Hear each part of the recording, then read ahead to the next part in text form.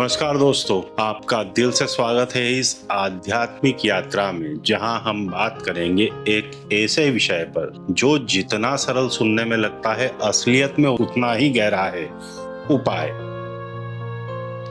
सबसे बड़ी बात, अभी जो सबसे ज्यादा ट्रेंडिंग में है वो है शिव पुराण के उपाय।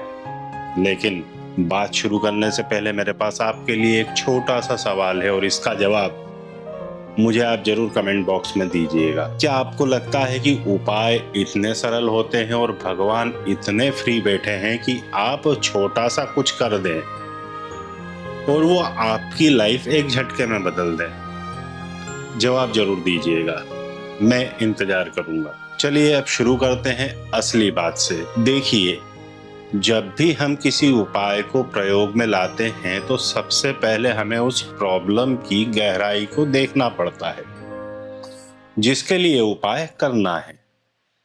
समस्या, कौन सा कर्म इसके पीछे जिम्मेदार है और वो कर्म इस जन्म का है या किसी पूर्व जन्म का। एक बार एक युवक आया, नाम था अर्जुन। कहने लगा, पंडित जी, जीवन में हर काम में बाधा आ रही है। जब ध्यान से देखा, पता चला कि उसके पास्ट लाइफ में गुरु का अपमान हुआ था। अब वही कर्म ऑब्स्टेकल्स बनकर उसकी लाइफ में मैनिफेस्ट हो रहे थे। तो सबसे पहली बात, कर्म को पहचानो। अब सवाल उठता है, हमारे द्वारा किसको आहत किया गया? पशु, पक्षी, स्त्री, पुरुष, गुरु, माता या पिता। कर्म किसी के साथ भी जुड़ा हो सकता है। और ध्यान रखिए, किसी भी प्राणी का दुख अनजाने में भी आपके जीवन को प्रभावित कर सकता है। एक साधिका को हेल्थ प्रॉब्लम्स हो रही थी, बहुत सारे उपाय कर चुकी थी, राहत नहीं मिली। जब गहराई से जांच की तो पाया कि पिछले जन्म में उन्होंने गायों के साथ क्रूरता की थी। आज वही पशु क्रूरता उनके जीवन शक्ति को कमजोर कर रही थी। तो उपाय का पहला किसके साथ अन्याय हुआ उसे पहचानो। अब आते हैं उपाय के चुनाव पर। याद रखिए, हर समस्या के लिए एक अलग उपाय होता है। रेमेडीज 3 तरह के हो सकते हैं: कर्म से जुड़े उपाय, प्रायश्चित, दान, सेवा, शक्तिशाली मंत्रों के माध्यम से एनर्जी करेक्ट करना। तंत्र उपाय, गहन साधनाओं के द्वारा नकारात्मकता को हटाना। राकेश अपनी जॉब में लगातार फेलियर्स झेल रहे थे। एस्ट्रोलॉजिकल एनालिसिस से पता चला प्रॉब्लम कम्युनिकेशन से रिलेटेड थी। उपाय निकाला गया, मृत्युंजय मंत्र। 21 दिन में एनर्जी बदलना शुरू हो गई। अब बहुत से लोग पूछते हैं, पंडित जी, रेमेडीज कभी काम क्यों नहीं करती? सिंपल सी बात है, टाइमिंग इज एवरीथिंग। उपाय करने का भी एक सही समय होता है, एक निश्चित होता है। तिथि, वार, नक्षत्र कुछ परफेक्टली अलाइंड होना चाहिए, क्योंकि यूनिवर्स वाइब्रेशंस के हिसाब से ऑपरेट करती है। Wrong time is equal to wrong result.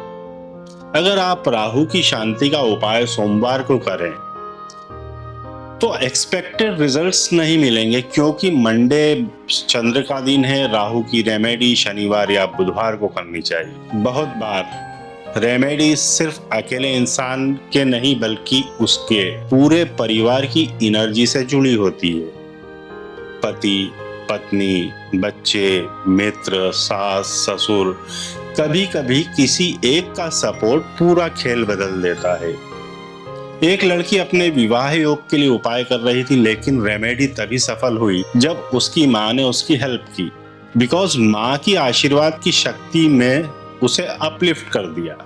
अब एक बहुत इंपॉर्टेंट बात, क्यों रेमेडीज हो जाती हैं फेल? देखो, पहला रीजन है एफर्ट्स, दूसरा रीजन है गलत डायग्नोसिस, तीसरा जल्दीबाजी और अनग्राउंडेड एक्सपेक्टेशंस। भाई, उपाय कोई मैजिक नहीं है, यह एक एनर्जी रीअलाइनमेंट है। उसमें टाइम, पेशेंस और श्रद्धा चाहिए।